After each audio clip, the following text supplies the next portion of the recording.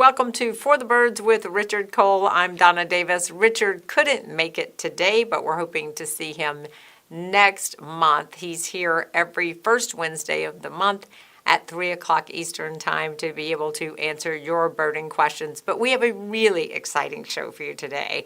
We are announcing the semifinalist for our 2026 Cole's calendar photo contest, and we are so excited about this. This year we had more entries from more people than ever before, and the quality of the photographs is amazing. So you're going to see each one of those today.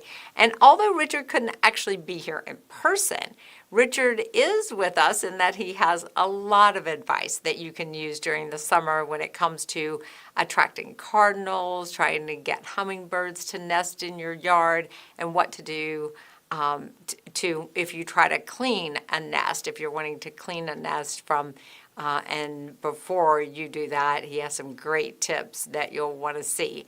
So coming up, no more ado, we're going to show you all the pictures from our contest, and we want you to know that you are going to participate in finding the winners. So we have first, second, and third place prizes that the winners will get, and those winners are going to be determined by you. We're going to put all of these semifinalists on our Cole's Facebook page, and then you can vote again and again, or as many photos as you want to vote. So we're going to let you know all the details of that coming up. But first, let's take a look at those semifinalists. This is one of our semifinalists, a cedar waxwing, taking a little time to feed the babies with a berry right there in her mouth. And a juvenile bluebird with, it looks like daddy bluebird waiting to feed, and the demanding baby. And of course, just a serene shot of a bluebird just resting here on this log. And Cole's black sunflower seeds, it looks like in this, with several birds during winter. We love the photographs that depict the seasons. We also love photographs that show birds eating. And this one, it looks like gathering some nesting material and just caught in the act. This one of the blue jay ruffling its feathers, that's something different that we don't see very often. Of course, a woodpecker enjoying some suet here. And looks like black-capped chickadee. This one, a live action with a spider right there. Looks like not a good ending for the spider, but an exciting moment for the bird and taking a landing here. And of course, hummingbirds, we love to see those during the summer. And we love these colorful pictures of birds, the contrasting colors we have here. And of course, a robin just, relaxing, getting some water. Water is so important to the birds all seasons. And a hummingbird just having a quick meal here. Another beautiful bright colors to show a hummingbird out in the summertime. And another woodpecker on a suet with beautiful winter colors in the background. And you can't beat, cardinals out, just these beautiful bright cardinals. And of course, just some sparrows enjoying a quick meal. And this one is so cute with just the black and white everywhere, a great expression on its face. And another great shot of a bird just enjoying its food. And this one is so cute with the beautiful colors in the background and in the foreground. And you can beat orioles, just those bright colors and the orange on the feeder. This one is something nice and just a little different. And so is this. And of course, a cardinal in the snow with a little food right there.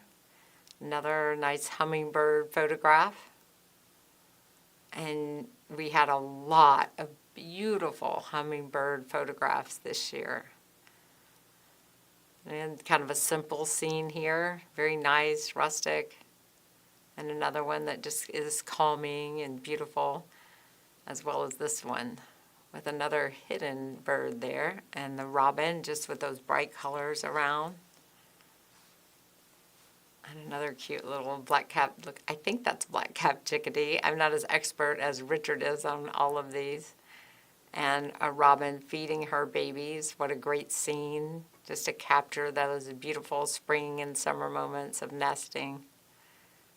Again, a little simplistic and rustic view of a bird, just kind of a relaxing feel here. And every year we get so many pictures of bluebirds, and I want you all to know who took pictures of bluebirds. The competition is so great because there are so many great pictures of bluebirds. And we do like to show a variety of different types of birds in our calendars. And of course, all of you will be judging on our Facebook page, seeing all of these photographs, some great stop action female cardinal. And this one was so different with this branch that just kind of looks a little different. And of course, again, you'll be voting on these. They're going to all be on our Facebook page. And this one's very different, this type of cardinal. You don't see those very often. And again, another hummingbird. We got so many hummingbirds, so many bluebirds. And like I said, we love just depicting the seasons through beautiful pictures of American songbirds. This one's so excited with its worm in its mouth. And we are so happy that all of you took part in this contest this year. You will be voting on your favorites. You can vote more than once. You can vote on as many pictures as you would like.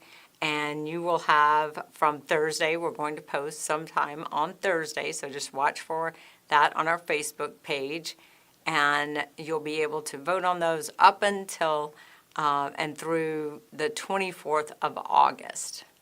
So we'll also be announcing the winners. We have first, second, and third place prizes for our winners, who will be, again, determined by you. But the pictures that actually make our 2026 Kohl's calendar will be the ones that are selected by our staff at Kohl's.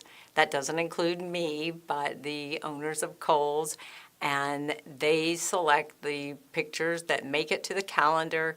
And like I said, it might not be the pictures that you would have thought would make it to our calendar, but there's so many different criteria that is looked at when we decide what goes into the calendar and what does not. But every year it seems like we just wish more pictures could go into the calendar because you guys do an amazing job. And the most important thing we want for everyone who takes part in this contest is just to have fun with it. This is not a photography contest. We don't look for professional photographs. We really look for just beautiful scenes of birds in nature and enjoying food, or just doing the kind of things that they do in nature, whether that's, taking a bath or feeding their young, whatever it is. We just love to see those beautiful moments and have other birders be able to take a look at the calendar and those pictures and think, oh yeah, I've seen that. I love that. I love that type of bird. Maybe you don't get that bird in your yard, but you can see it in our calendar. So it really is all about having fun and getting great ideas and being able to relate to those people who are fans of Kohl's and love to take pictures of birds. And it may just be even with their iPhone sometimes that they take pictures of birds. So we're going to move on, and then again, we are going to, at the end of the show today, we're going to go back and show you a video that has all of the semi-finalists in it. And again, thank you to everyone who took the time to enter our Kohl's contest. We just appreciate you all so much. So Richard Kohl, as I mentioned, is going to be here with some tips for everybody. And he's going to start off by telling you a little bit about checking a nesting box, and this is so important, and you'll see why when you watch this video. You approach the nest, stand off to the side of it, rap on the back of it, tap on the roof a little bit and see if anything comes out. Don't get right in front of it and try that, because you could have a bird right in your face and it will scare you to death. So just stand off to the side, and if you don't see anything, open the door carefully while standing to the side and then peek in. If it's a full, nice-looking, clean-looking nest in there, just put the thing back on their building. Yes. Their building. If you see eggs in there, they've already got a nest going, so they're fine. And leave them alone. But if you're looking at the nest, it looks a little older.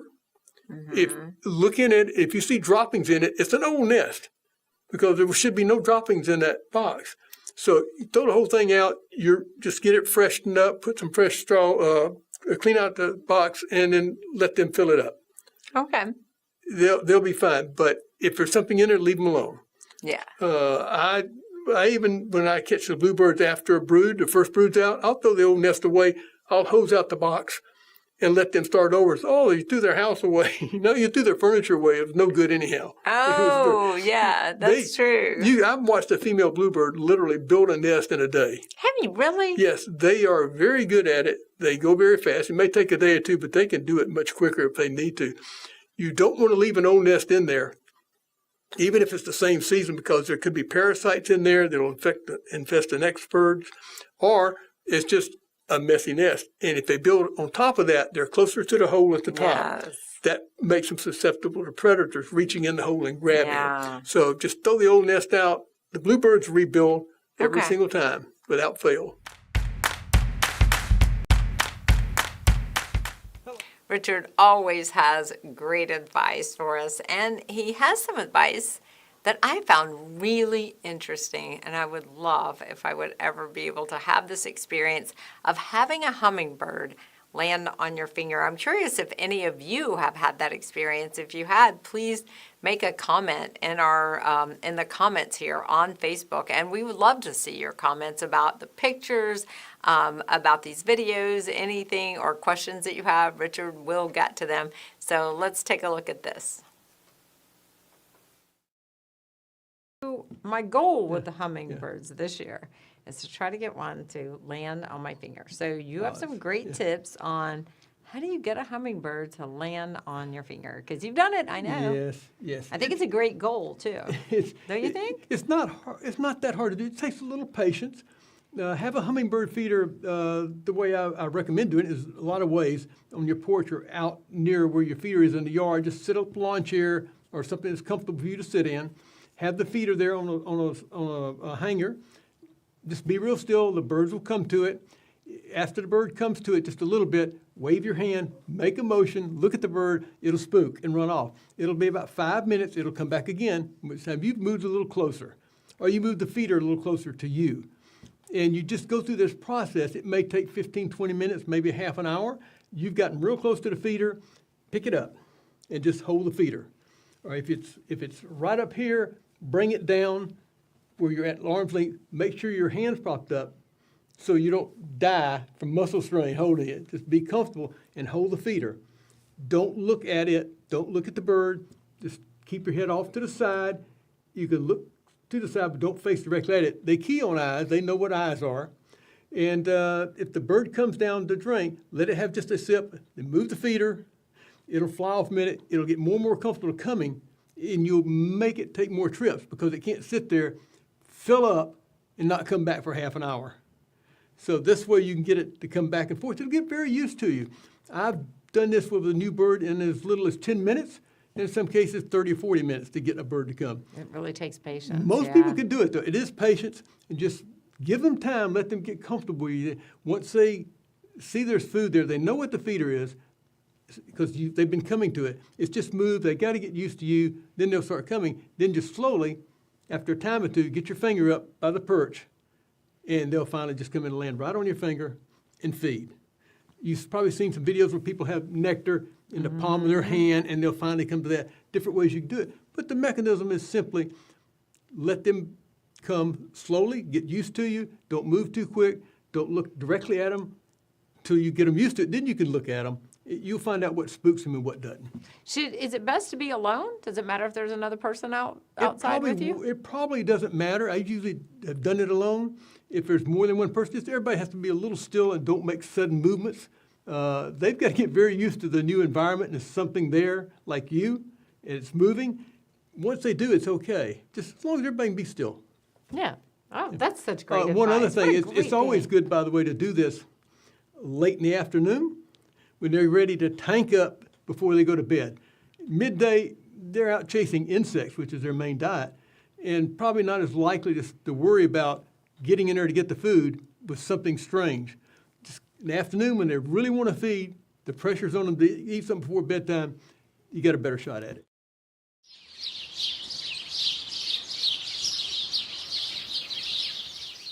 While most of us don't have that privilege of getting a hummingbird to land on our finger, what we do have is the privilege to see these beautiful birds all the time at our feeders. And we want to show you the hummingbird migration map. This comes from hummingbirdcentral.com.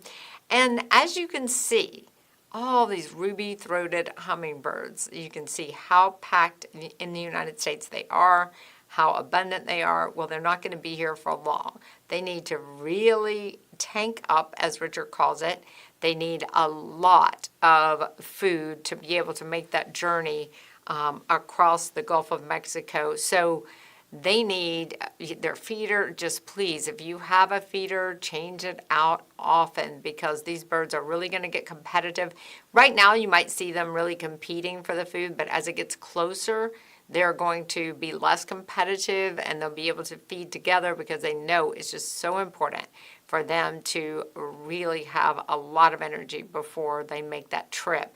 It is an exhausting trip, as you might imagine, but you can go to Hummingbird Central and kind of watch and follow along their migration. You can see the different types of hummingbirds that you have in different parts of the United States. Some do stay in this country, throughout the winter. Richard certainly said he's had hummingbirds at his house, but for the most part, you can see they're always moving there. They are on the move. They will migrate. Many of them will migrate. So be sure to keep those feeders out. Be sure to keep them with clean nectar in them at all times. And Richard also has some tips about your hummingbird feeders and the nectar that the hummingbirds need. Richard has, real quick, like 3 tips or things you don't want to do with your hummingbird feeders, right? Well, the main thing, you can't emphasize this enough, keep them clean. That's the reason I love the Coles hummingbird feeder. It's easy to clean. There's a brand out there, Four Fountains. It's a great feeder, but it's so hard to clean because there's so many little parts and crevices that Yeah. It's just hard to clean. It's a nice feeder, but this one right here doesn't have the problems that it has. It's easy, it doesn't drip. The birds love it, and it'll hold about 8 ounces, which is plenty for a while. And you're fortunate if you have to fill it up once every other day, because then you got a lot of birds. But it's so easy to clean, and the birds like it. You can see that. And with the railing being up high like that, if you're inside looking out and the bird's on the backside of the feeder, it's raised up so you can see it. Yes. I love that. Yeah. So Yep. that's a great feeder. And Keep the fluid clean, change it out. pop the lid off, Yep. rub it out, put some fresh stuff back in it. A hint, if there's one, I don't make the nectar every single time I need it. Yeah, I don't either. I have a gallon jug, Yep. and I mix it a gallon at a time, and that'll last me a while, depending Yeah. on how many birds are coming in. And then all I have to do is get it out of the refrigerator, pour it in the thing, put the lid on it, put it back in the fridge. And it makes it so easy to do. I make a concentrate. I read somebody said, make a concentrate, and then, you can do it 1-to-1, but then you pour like the 3/4 in every time, so I'm not having to keep as much in the refrigerator. Either way, it all works. It's as long as you all don't try to easy feed the do. concentrate, because No, of course too not. much. Yeah, it's always And the 4-to-1 remember, ratio. if you're mixing your own, and Coles has a great formula that really mimics the natural sugars they find in plants. There's 4 types. But if you're mixing your own, just make sure that you use 4 parts water, 1 part sugar. Yeah. It's 4-to-1. Do not want to give them extra sugar. People might think, oh, I'm doing it fair, maybe it's sweeter. No. And talk about things not And to never do. use honey. There are people who have said, that they put artificial sweetener in there because they don't want the birds to have so much sugar. I mean, No, what can you say? never. They have to have that sugar. That's They're what they made do. for it, right. They're made for it. Right. They eat two things. They eat nectar, which has sugar content, and they eat insects. They live on the insects. That's their meat. That's their protein. The sugar is their energy. And anything past that, you shouldn't be doing. Coca-Cola, or people mix tea, mixed it too strong. No, none of that. Just stick with the very And basics. no dyes, right? No dyes at all. No, They don't need it red. They don't know. And, they're drinking this stuff, so they just don't need it. The feeders have red on it. Right. They don't need red coloring in it. No, they So- don't.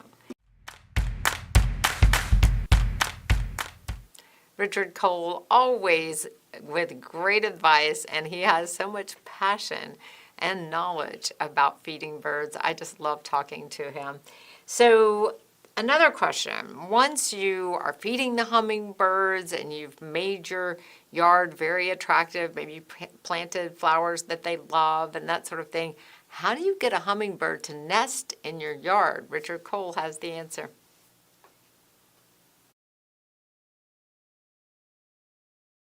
What can I do to attract hummers to nest in our yard?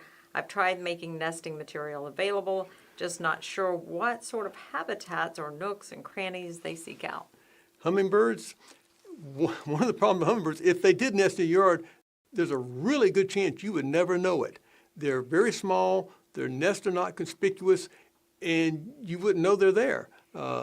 Most people find a hummingbird nest is because they've seen the activity of a particular bird and realize that it's doing the same movement in the same place at the same time or a lot, and they actually spy it. But it's hard to do. The nests are built right on limbs, generally fairly low-hanging limbs, maybe 10 feet or more or less, and they look like a knot on a limb.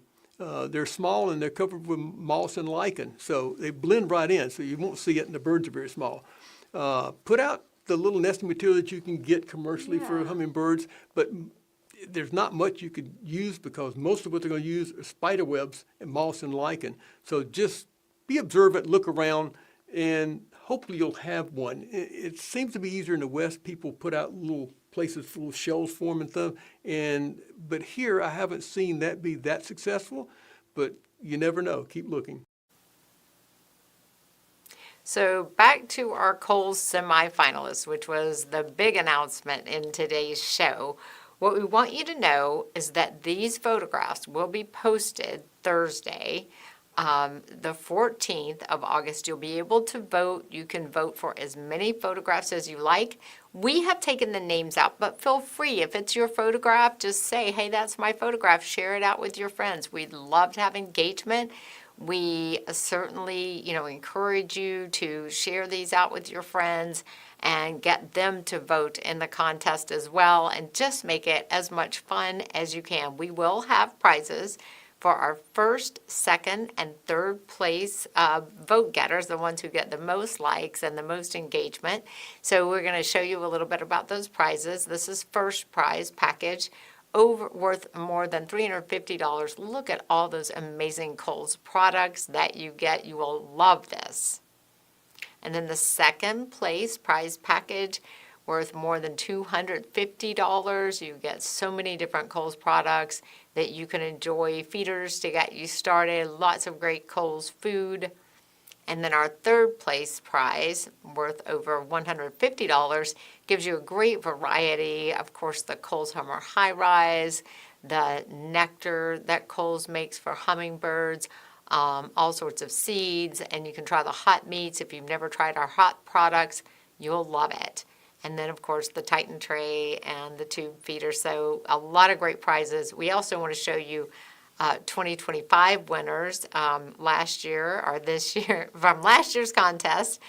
Tim Bowser with this beautiful photograph of starlings, and then Al Sunt, who gave us this of cedar waxwing, and also the goldfinch. So he won second and third place.